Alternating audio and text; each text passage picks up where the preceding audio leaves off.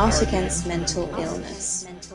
So it's mid-October, about 7:30 in the evening. The sun sets here at this time of the year at about 6. So it's not completely pitch black, but the sky is cloudy, so there's very little light, and I'm wandering through a wooded area, which is making it even darker. And yeah, I'm on my own. It's a very calm night. There's almost no sound from the breeze. You can just hear a road in the background. But it's pretty dark, and I feel pretty isolated. I do this quite a lot. Well, at this time of the year, midsummer in Scotland, it's kind of hard to find darkness. You have to go out at like midnight, and even then the sun still has an influence. But as we get towards the winter solstice, that the days get very short here, and it's very easy to find dark. And sometimes the only real possibility is if you want to go out and be outside and go for a walk or whatever it is that you do, you have to do so when it's dark. Now, you don't have to be like me and wander through some secluded woodlands. There's plenty of well-lit areas, and perhaps that's the safest thing to do. But I'm not so worried about assailants, or maybe I should be. I'm a 6 foot plus, broad, kind of scary looking guy. I don't think many people would consider me easy pickings, and I'm really quite fit because I do so much walking. So yeah, I don't really want anyone to try, but I also think it would be a bit dumb. Anyway, I feel relatively safe. I'm in rural Scotland, and so I like to do this because I can. And I go walking for many reasons, but one of which is to feel isolated on my own, where people just leave me alone and I'm not getting disturbed. And it's very easy in the Scottish countryside to just go out and be outside and be unobserved. And I'll do that whatever time of the year, whatever the weather. And I kind of love being out in the darkness because it's such a different experience. We rely, especially someone as visual as me, a visual artist, on the things that we can see with our eyes. And we discover beauty or stuff of interest, and something excites us or whatever, something that's going to give us some stimulus to our artistic process, and that comes in through our eyeballs. But well, what happens when you're robbed of that? I mean, I can see, but only just. I'm not sure I'd be walking through a wooded area that I didn't know very well when it was this dark. I've got a bit of light, but I'm mainly feeling my way through, catching the odd indication of where I am with a certain amount of vision. I can hear, I can feel beneath my feet. This is a very, very familiar walk for me. I can hear a river stream to the left of me. I'm just crossing over the bridge for that. It's a tiny little stream.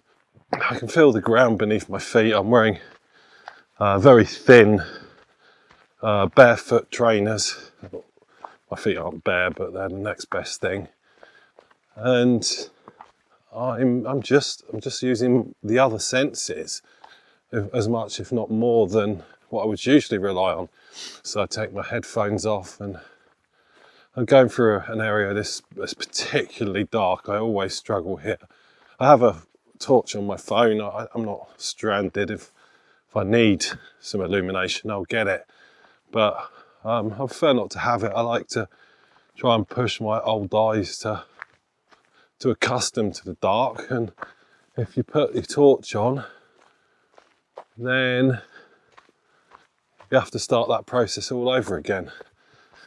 And so I don't really like the way that these sort of white lights that we get on our cameras are really designed to be flashes for photographs, and I think that neutral white light is a wonderful thing in the studio, but in the dark, when it's so concentrated, can be very bleaching. You just see a flattened, bleached out view of the environment around you that leaves you really not perceiving it as you would do otherwise. I'm really struggling right now. This is so dark. Here I would usually use a torch, but for you, dear listener, I'm going to brave it out. Now, that's just in front of me. I'm using my feet to feel my way through. I'm walking quite slowly in case I have taken a wrong turn and I'm going to clobber my shins on a log. But there's actually a fair few lights around me. The area that I live in is pretty remote, but not that remote. And there's a town of about 5,000 people in which I live, and there's another town. Oh, here's another stream, and I've got the stepping stones. Thankfully, I don't have to stepping stone through the stream.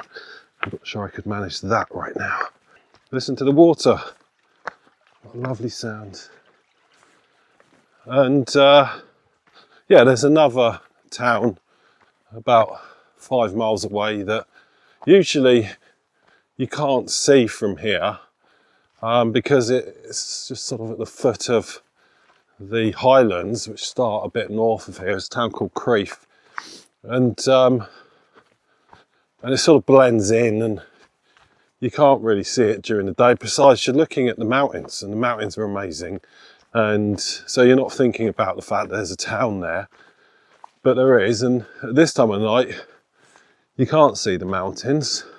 You can see all the lights in Crieff, and it's quite jarring to see the town there imposing itself, this little blob of urbanity. And if you're going much further north than Crieff, then you're not going to see anything resembling human residence for 20-30 miles if you're lucky enough to run across the next town up there. And once you get a bit further north than where I am now, through the highlands, there's not a lot up there, and that's part of the reason why I'm here. I'm next to a field of sheep who are way more scared of me than I am of them, and all sort of huddling away down a little alleyway, trying not to trip on my arse and fall on the fence next to me. During the day, when you're walking around a place like this, you don't think about much about what's lurking in the hedges and the thickets and the woodlands and under rocks and in bramble hedges and stuff, and maybe neither should you. But when it's dark, you're sort of forced to think about your surroundings in a way that you wouldn't otherwise, and it does make you think, well, what's in there? And there are things that come out when it's dark that you don't see during the day. Walking down just a little back bridleway here, hence the different sound of my footsteps. That I can't see right now, but there's usually lots of bats, lots and lots of bats that you don't see at all once it gets a bit later, but they zoom down right close to your head, and I just love it. It's brilliant. I can imagine if you got long flowing locks, that might freak you out a bit, because what happens, if they do the thing that they absolutely never do, which is get stuck in your hair. But I can imagine the idea is quite terrifying, but I have no hair, so I'm not going to worry about that. But yeah, I love bats. They're amazing. Oh, there you go. There's a few. I just think they're beautiful creatures, amazing. and so interesting, and such a different experience on the world that they must have, navigating by sound. And again, it makes you think, oh, I'm here in the dark, and I'm being forced to use the feeling of the road under my feet, and the sounds around me, and everything that I can to navigate, to make sure that I'm where I expect to be, and I'm not about to walk into a riverbed or something. And I think it's great for the flexing the creative muscles. I think when you put your brain in situations where it has to flex different muscles, as it were. It's like if you're not a runner and you go running, suddenly a whole bunch of muscles hurt that didn't hurt before, even though you maybe you're a cyclist or a swimmer or something, and you never get achy muscles, but you're using the muscles that are needed for cycling or swimming. Running takes some of those muscles, but a whole bunch of different ones too. And so, you're being forced to use a different set of muscles and to tone yourself up. And I think the same goes for the brain. You need to force your brain to poke at a bit of wire, some of the wiring, some of your neural connections that it perhaps neglects, and see the world, or not see the world as the case may be, in a slightly different way. And things are always so peaceful in my mind anyway, in the dark. There's a few people around. The daytime beasts are chilling, the birds have gone to sleep, fewer cars on the roads. You feel much more isolated, but in my mind in a good way. I'm not 100 miles away from my home or habitation. I can get back home within 10 minutes, pretty much any point during this walk. So I'm safe as far as I can tell, and I'm warm enough, and no one's hassling me, there's no one around, there's no one to think, what's that weirdo doing talking to himself? And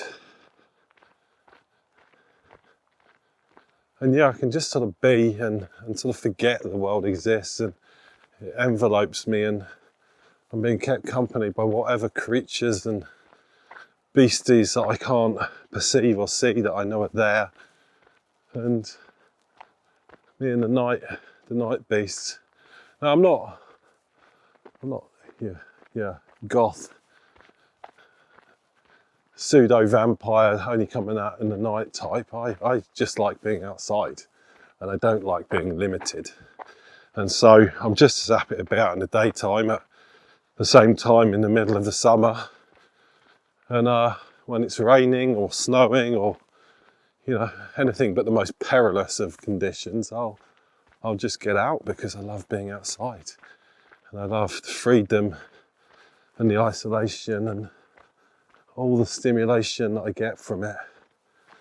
That's why I do these walking therapy episodes. I naturally feel my brain wander and be a bit more loose and versatile, agile, I don't know, plastic. I don't know what the right word is. When I'm wandering around, and most of the time when I'm walking, I don't record anything. But sometimes I feel like I want to share it. I don't know if other people value that or not, but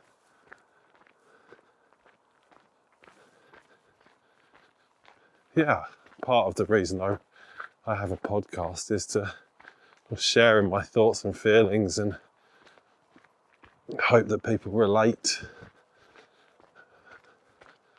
people who are like me,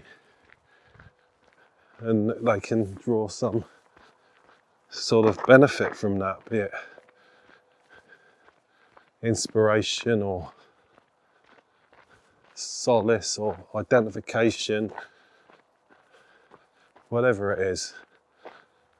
I'm no Bob Ross, but I've been told my voice is quite soothing, except when I get super excited about something and then you can't shut me up and I'm really doing like proper full-on autistic ADHD intensity, and then people get really freaked out and want to run away. So if you catch me in a more contemplative state of mind, wandering the Scottish countryside, I wonder if maybe my voice could lull people to sleep. Although I made someone cry yesterday. I didn't mean to. It was in a good way, I think. So maybe I've got some sort of magic voice where I can just sort of elicit any emotions from people. See, this is the type of shite that goes through my head while I'm wandering around late at night on my own. And sometimes I think useful thoughts, and sometimes I wonder whether I've got a magic voice. And since that's where my mind has gone, I'm going to spare you any more of it, dear listener. Please tune in next time for Alex talks your fucking ear off about some wild thing he's got interested in that has absolutely no interest to anyone but him. Bye. Art Against Mental Illness.